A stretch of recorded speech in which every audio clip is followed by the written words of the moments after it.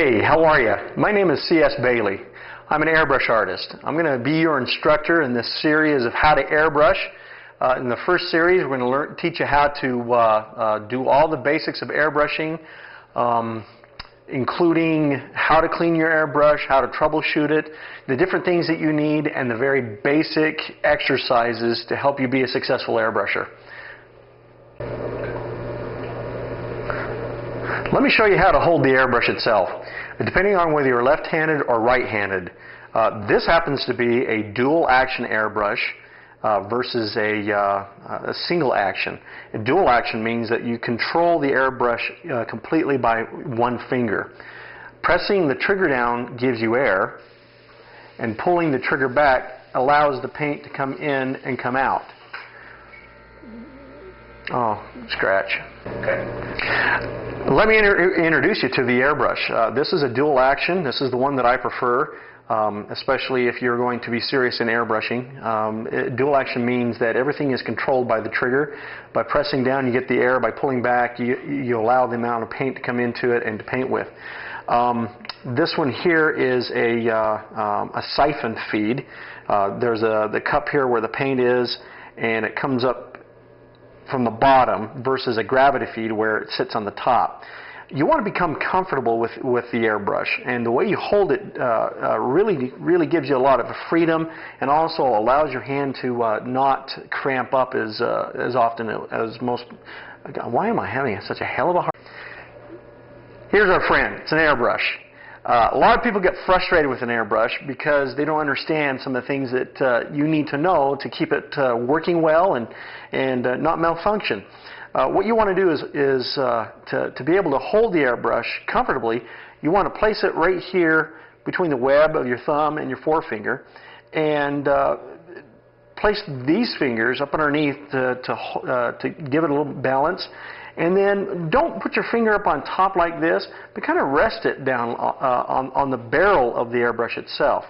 It's a dual action, and because it's dual action, you control all of the maneuvering with just this finger right here, and your shoulder. And by pressing down, you get air. By pulling back, you get the paint.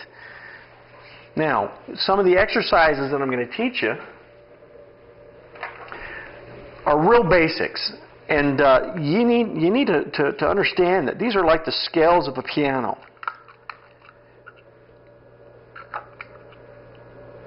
They'll seem really mundane, but if you keep to it, this will help you a lot later in your airbrushing career. All right?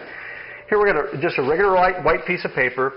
You want to get some scrap paper. You'll be going through a lot of these, so don't spend a lot of money on your paper. Could be anything from newsprint to even newspaper.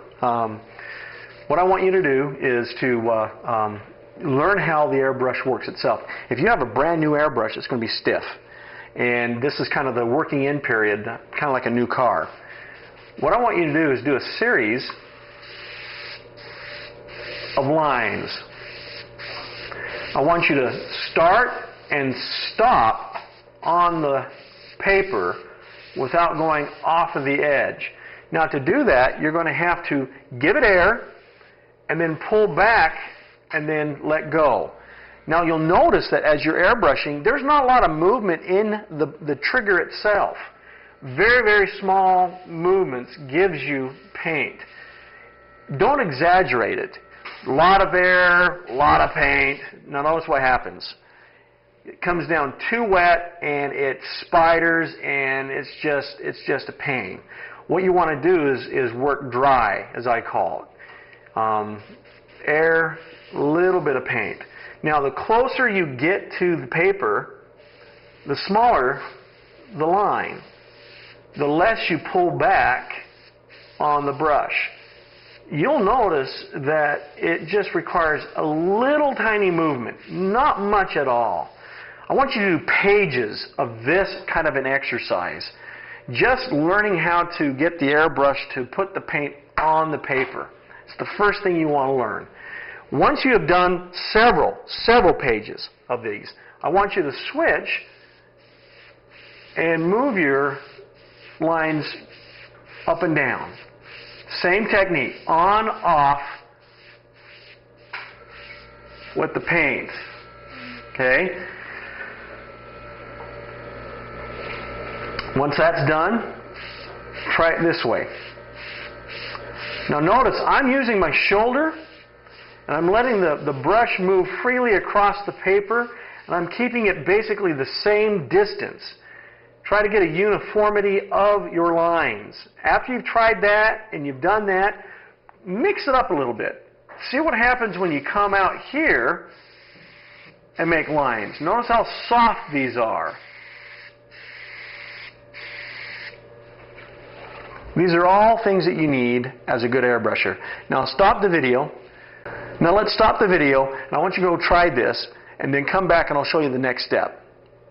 Alright, now in this exercise I'm going to show you how to put the paint where you want it. Alright? Since you really don't ever touch the paper itself with a brush, you have to develop eye-hand coordination, and you got to get to know your airbrush, because each airbrush has its own personality. Alright?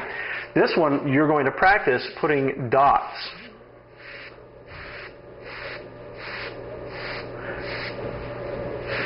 I want you to put dots all over the page. Now watch. If you get closer, you can make the dots smaller. As I make a big one there, look at that.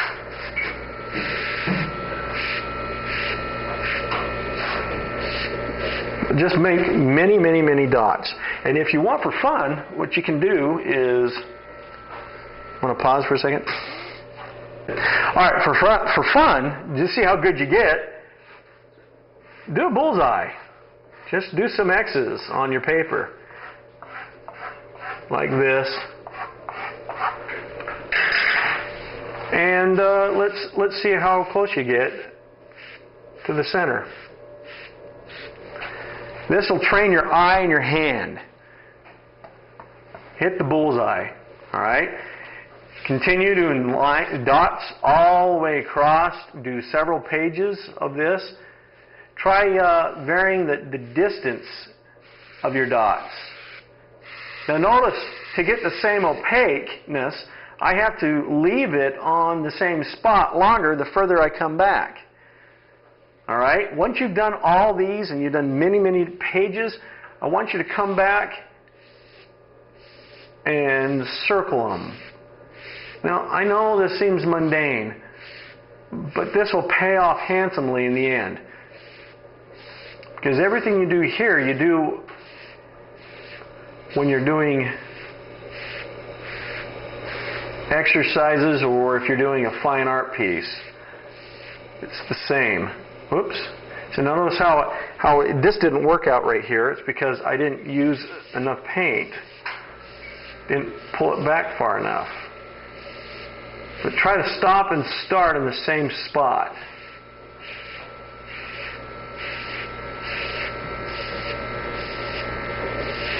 Rotate it. Go clockwise, counterclockwise.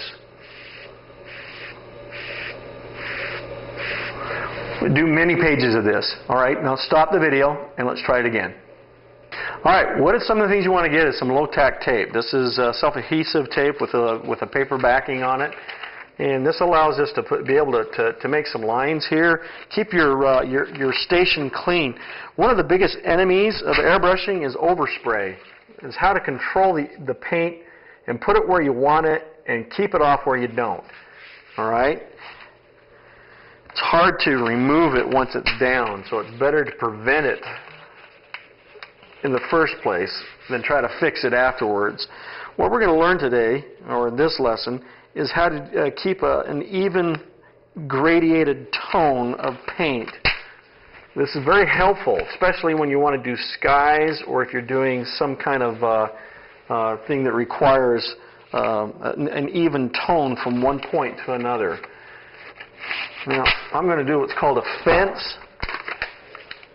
I'll put that there, and then I'll go like that, and that'll deflect the paint and the air off of this area over here. This is the area we're going to work on. I'm going to go from a solid color here to almost a light, almost non-existent color here. Now remember, when you're working with airbrushing, The paint is always darker than you assume, all right? So when you work on it, don't push it too far. It's easier to add paint than it is to subtract it. Besides, there's two ways that you can paint with an airbrush, opaquely or transparently. Sometimes you use both in the same project, all right? We're going to use blue for this. And what you do is you start at the bottom part where you're going to have the most paint, or the most opaque area. And I'm just going to run the brush back and forth like this, and then I'm going to pull back a little bit. Do you see how I did that? I was a little bit closer here, and I pulled back so that the paint was a little more diffused. Come back down again, and just slowly build it back up towards the top. And I'm going to do many different layers. All right? You don't want to put the paint all down at once. You want to come back many different times to get a smooth transition.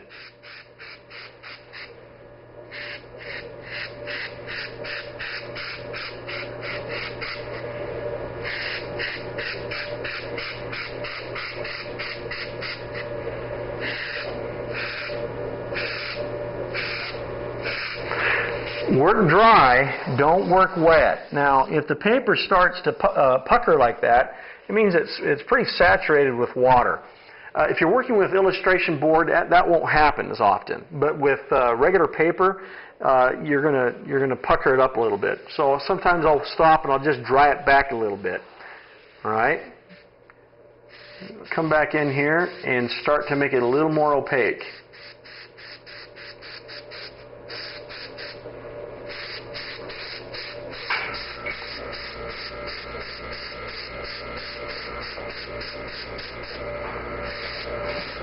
All right, now let's stop that and take a look at it. Notice how much more opaque it is down here at the bottom and how it transparences up here to the top where it looks like there's nothing at all. Now watch the magic. This is like Christmas. You pull stuff off and you really realize how dark it really is.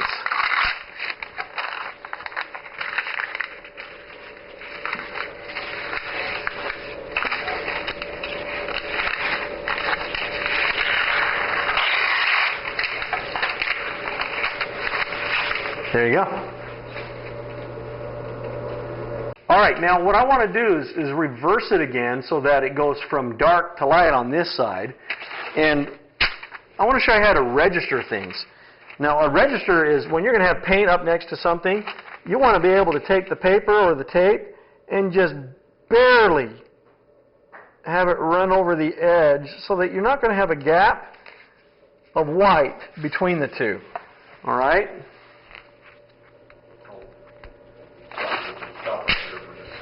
Okay.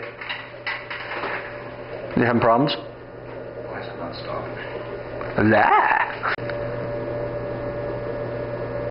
All right, so let's finish this up. See where the top one is. Bring it over here.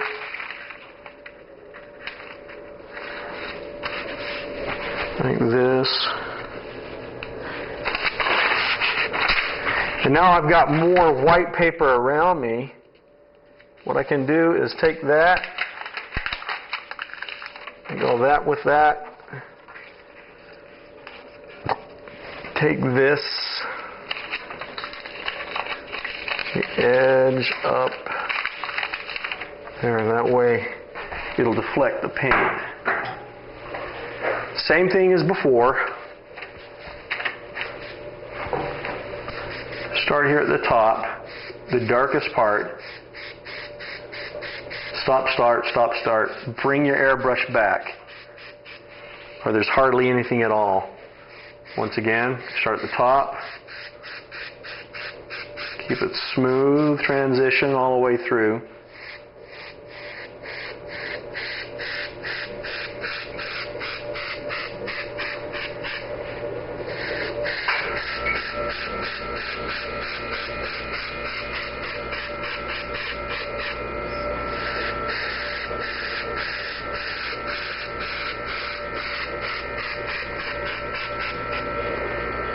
Notice I come in closer where I want it more opaque, and I leave the airbrush on station a little bit longer, and I pull it back out. And I smooth it out a little bit, just like that. Now take a look at this. See where we folded the edge? You'll see the paint up here on this is the overspray that I'm talking to you about. Notice this one over here. You want to keep the paper clean, so be aware of overspray. Now overspray is not always evil. Sometimes you want to use the overspray in some of the projects that you're working on. I'll point that out later. Okay? Let's peel this back.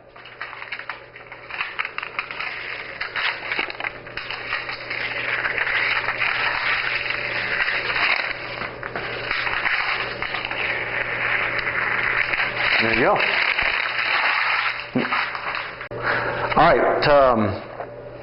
As an airbrusher, you want to look for found objects to be able to create images on your paper.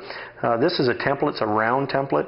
It's a circle. We're going to make some spheres by using the gradation techniques that I showed you in the last lesson.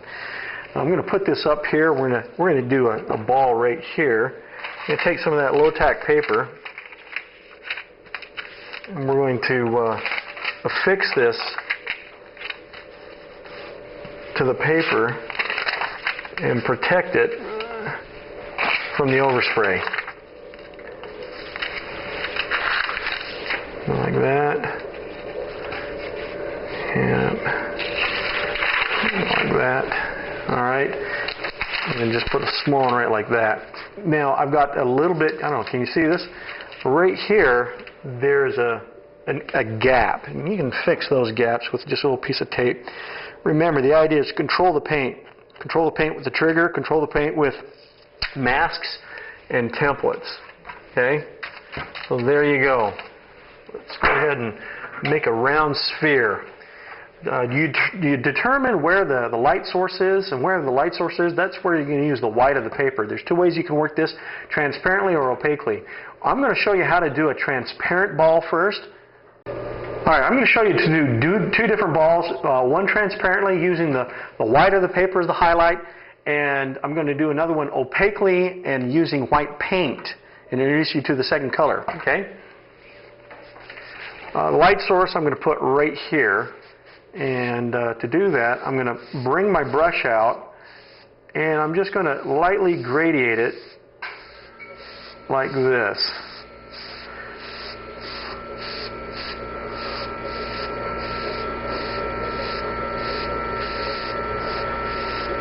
You know, there's some reflected light down at the bottom, but not nearly as much as at the top.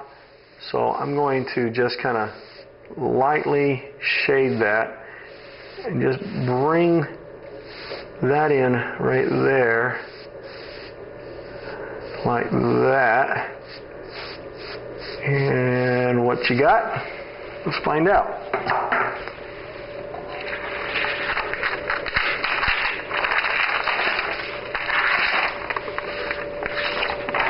There's a ball. All right, now you'll notice this is the magic of the airbrush. You can model three-dimensional objects really quite well with this. It's almost a photographic quality to it. You're going to have a lot of fun doing these. Do a lot of these. Try the different the angles where the light will work and so on and so forth. Later, I'll show you how to mask off a corner and be able to put maybe even a shadow as if this is a ball sitting on a table. Now what I want to do is show you how to do this particular exercise now opaquely. Alright? We're going to go ahead and just put that back down right there. And this time, instead of using the white of the paper to create it, I'm going to use a white paint. So first things first, I'm going to gradiate this ball all the way down. So I'll get my darkest area. Okay, I'm going to make that right there. Just like that. Okay. All right, what I'm going to do now is show you how to change colors and clean your airbrush out. One of the frustrating things most airbrusher beginners run into is they don't keep their airbrush clean.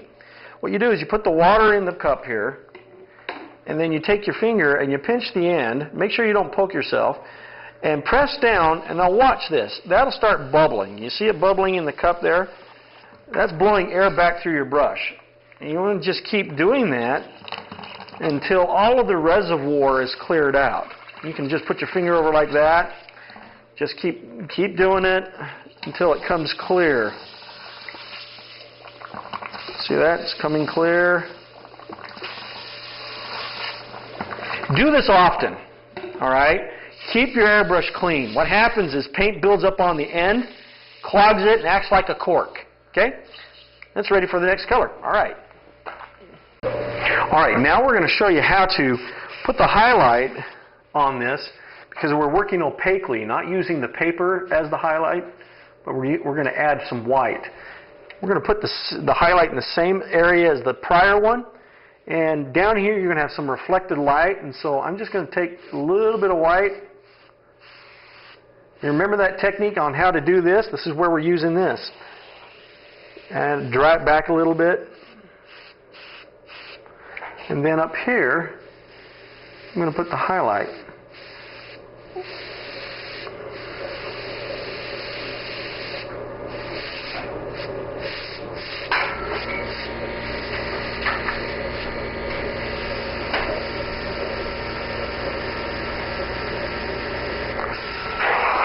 Now, make sure you work dry. Don't work wet. It's easier to add paint than it is to subtract it. So dry it back occasionally just by using paint and air. Working with it. Be patient.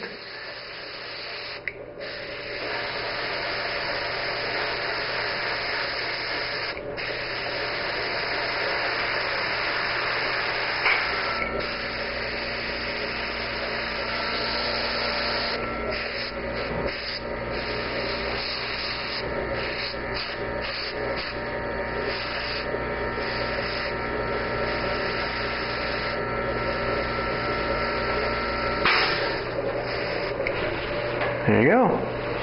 Let's undo this and see what it looks like. It's my favorite part, is taking it out. There you go.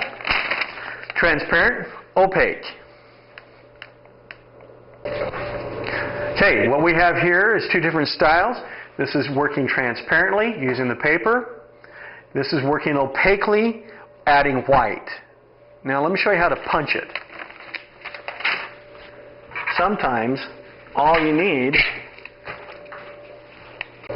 to make it look like a marble, you want to punch this highlight so that it's a hard highlight. So often I will just take pure paint and I'll just put a little dab right there. Gives it a highlight, or kind of a small reflective one. You put one right next to it. There you go. Okay, now go try. Stop the video and go try this exercise. Do several pages and don't forget, have some fun with this. Say that again. Go say that all. Okay, now stop the video and go try this. Do several pages of it, and remember, have a lot of fun doing this because this is where the magic begins. All right, this time we're going to show you how to do some tubes or cylinders. Now, it's part of the illusion is to make it look like it's three-dimensional. Now, I've got the paper down already, and we're going to use this stencil right here. We're going to use a stencil here. We're going to draw the top of the cylinder like that. Come down here and draw the bottom of the cylinder.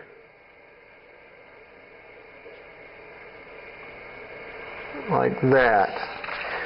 Then I'm going to take an X-Acto knife and very lightly cut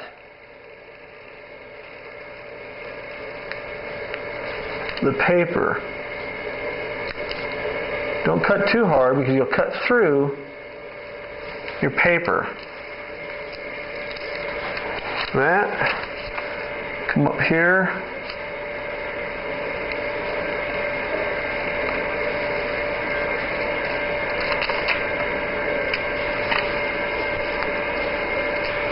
Like that. And now we're going to put this bottom one on,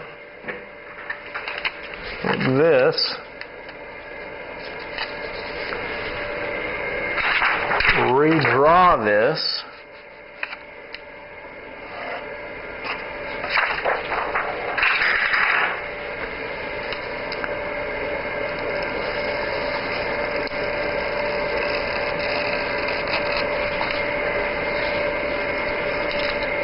Peel that off, and now we're ready to go ahead and paint. I'm going to change my color. To do that, now remember, you want to make sure all the paint's out of it. Use a bucket. Put your finger over the edge, pull back, push down until the water comes out clear.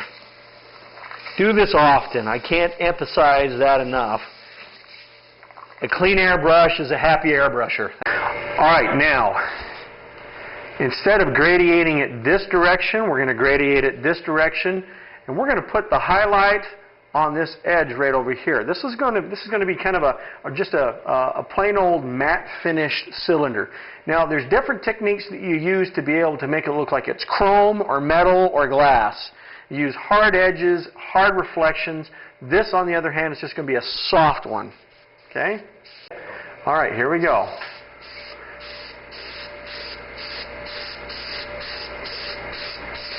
Same with the sphere.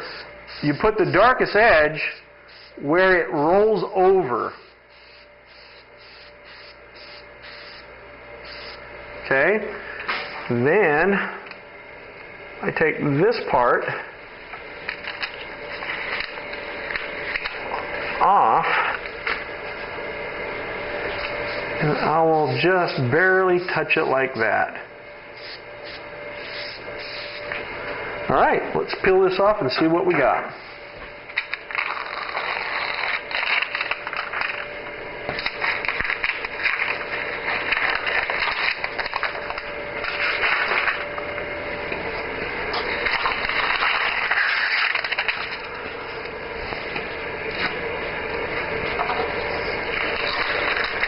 And there you do. You've got yourself a cylinder. Now go ahead and try this, turn it off, and do several of these, laying down upright, different light sources, and